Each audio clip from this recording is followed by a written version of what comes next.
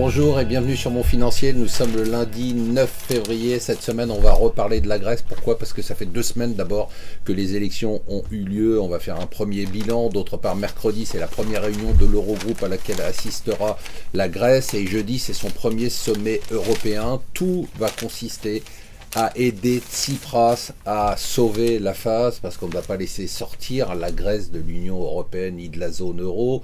Donc pour l'instant, on va essayer de lui donner un délai jusqu'à juin, c'est ce qu'il demande. D'un autre côté, il a fait son discours de politique générale hier dans lequel il a dit je me tiendrai à mes promesses. Donc ce qu'il va faire probablement, c'est qu'il va demander qu'on lui donne plus la troïka en face.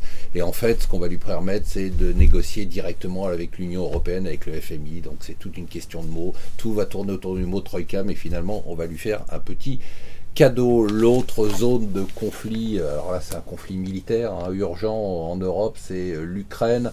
Merkel est à Washington aujourd'hui pour demander à Obama de ne pas mettre d'huile sur le feu en livrant des armes à l'Ukraine. Mercredi, il devrait y avoir un sommet avec le Poroshenko, avec Poutine, avec Hollande et avec Merkel. Voilà, cette semaine aussi devrait être une semaine donc clé pour la Grèce, une semaine clé également pour l'Ukraine. Pendant la nuit, cette nuit, Le Monde a sorti donc son dossier sur les SwissLeaks.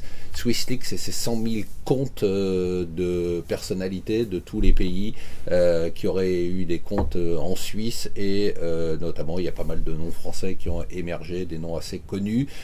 Donc ça, on va nous en parler toute la semaine. L'autre chose dont on va nous parler toute la semaine et qui va alimenter les discours anticapitalistes, c'est bien évidemment le record du CAC 40, 30% de hausse de plus de versement de dividendes.